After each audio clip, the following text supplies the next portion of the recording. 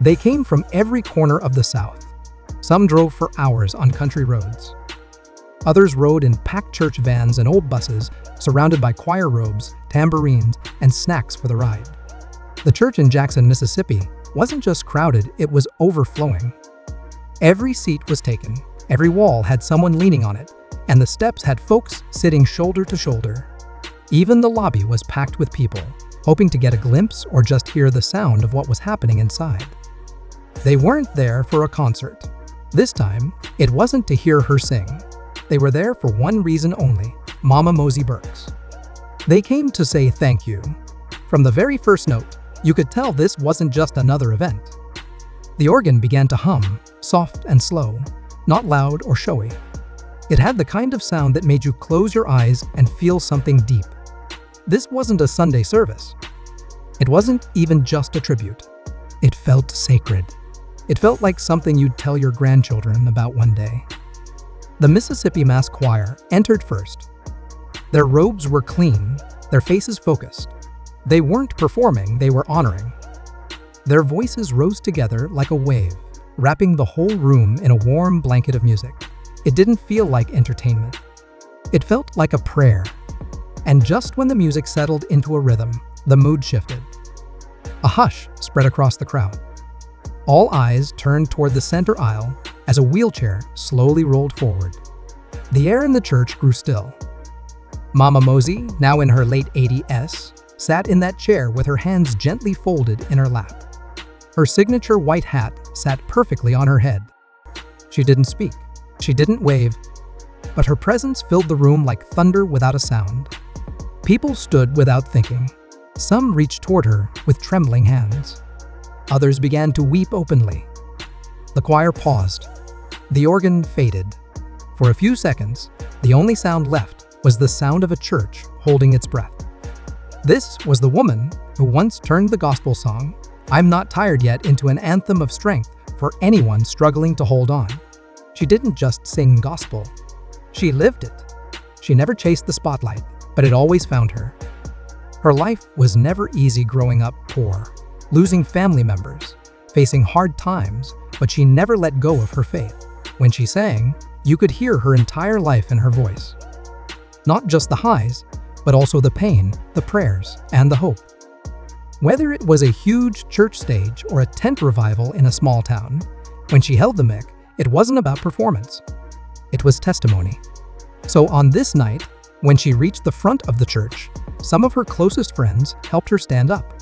And just that small moment cracked open the energy in the room. People began crying, shouting, praising. Then, in the quiet that followed, her voice came through soft, a little shaky, but still full of power. She said, "I can't jump and shout like I used to, but I still got a praise in me." That was it. The room exploded. Some danced. Others dropped to their knees. It didn't matter what anyone looked like. It wasn't about noise. It was about spirit.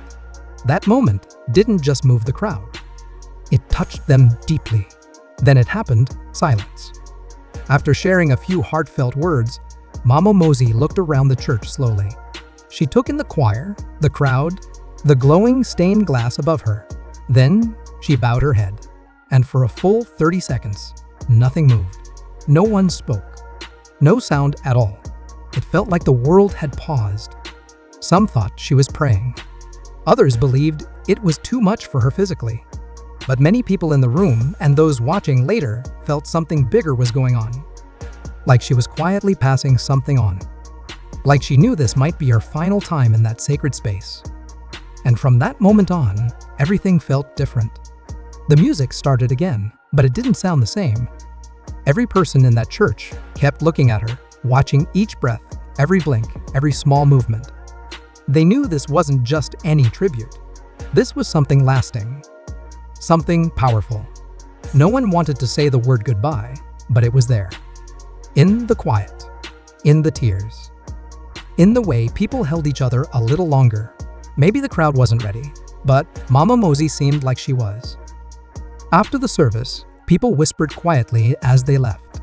On the steps of the church, in cars, on the way home, and later on Facebook, theories and feelings spread like wildfire. She looked tired, one person said, but at peace. I think that was her way of saying goodbye, someone else shared. By morning, clips from the tribute were already making their way through gospel Facebook groups and community pages. Some showed her arriving. Others captured the exact moment she stood up and held the microphone. But one clip, the 30 seconds of silence, was everywhere. Someone captioned it, "The moment heaven got quiet." People talked about getting chills, crying without knowing why, and feeling like they had just witnessed something holy. Some said a beam of light came through the stained glass window, right when she lowered her head. A few even said it felt like a message from God. Then, 2 days later, a photo appeared. It was posted quietly on Mama Mosie's official Facebook page. No caption, no explanation, just a black and white picture of her sitting alone on a church pew, head bowed, sunlight shining gently on her face. It looked like the kind of image you'd see in a memorial slideshow or on the cover of a tribute album. Peaceful, still, powerful. Fans flooded the comments. "This feels like a goodbye," one person wrote. "That light looks like God's hand," another added. Hundreds of people shared it within hours. Then, just as quickly, the post disappeared.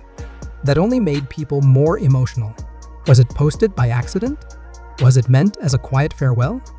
Or was it one final message from a woman who had always let her voice speak louder than her words? Her family didn't say anything. Her team stayed silent. No interviews. No news articles. Just growing silence. That silence said more than any statement ever could. Gospel legend Dorothy Norwood went live on Instagram and, through tears, said what so many were feeling. There was so much spirit in that room. If this was her last show, baby, she left in style. Other gospel artists began posting tributes too. Some shared clips from the night with simple messages like "Thank you, Mama." Tasha Cobbs Leonard reposted the clip of Mosie speaking into the mic, writing, "What a legacy. What a lady." Even younger singers who had never met her shared stories. Stories about how her voice helped them survive tough times, how her songs gave them strength when they felt weak, how her honesty helped them hold on to their faith. Gospel radio picked up the story too. Praise 102.5 even ran a segment called The Mosie Moment, where listeners called in to share how she touched their lives. One caller said, "I saw that video and just started crying. I didn't even know why. It just hit something in me." Another said, "She didn't say goodbye, but she didn't have to. There was no press release, no formal announcement, but no one needed one. When a voice like Mama Mosie's goes quiet, the silence says it all." Everyone who was there that night felt it. Even those watching from home knew something had shifted. It wasn't just the end of an event. It felt like the beginning of something sacred. Then came the rumors. Not of a tour, not of another appearance, but of a secret project. Word spread quietly among gospel insiders, passed between choir directors and musicians. A few months before the tribute, Mama Mosie had gone into the studio. No media, no cameras, just her, a few trusted musicians, and one microphone. She recorded some old gospel hymns, a couple of original songs, and a spoken word prayer she had written years ago but never shared. One song, in particular, ends with her whispering, "I'm going home soon." People who heard it said it was emotional, raw, and full of truth. Her voice didn't sound the way it did years ago. It was softer, worn, fragile, but that only made it more powerful. No auto-tune, no polish, just her heart. One of the musicians from the session said, "It sounded like she was singing right into heaven's front door." Whether or not the recording will ever be released is still a mystery. Some believe it was meant to be private, just for her family. Others think it's being saved for a special moment. But just knowing it exists adds even more meaning to the tribute night. It wasn't just a farewell. It was the beginning of a final message. Mama Mosie hasn't spoken since. No new posts. No updates. But that's how she's always been. Quiet, humble, full of grace. She never wanted fame. She never chased attention. She was there to serve, not to shine. Every time she sang, it felt like a prayer. Every stage she stood on became a sacred space. Now, it seems like she's leaving the same way she came, in silence, in peace, and surrounded by prayer. One pastor who spoke with her recently said, "She's not scared. She's not sad. She told me I've said enough. I don't need to sing anymore." And maybe that's true. Mama Mosie said more through her spirit than most artists say in an entire lifetime of songs. The silence has been hard for fans. They want to know how she is. They want to know she's okay. But most of all, they want her to know that she is loved deeply and completely. If this is really the end, they want to celebrate her properly. Not just for the music, but for the lives she helped shape, for the women who found strength in her voice, for the pastors who leaned on her songs during funerals, for the children who saw her and believed in something greater. In a world full of noise, Mosie Burks was different. No scandals, no drama, just love, truth, and faith. She didn't ride the wave. She was the anchor.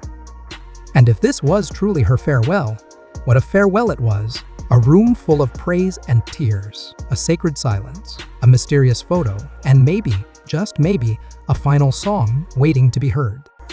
Mama Mosie didn't just sing gospel, she lived it. And now, even in quiet, she still ministers.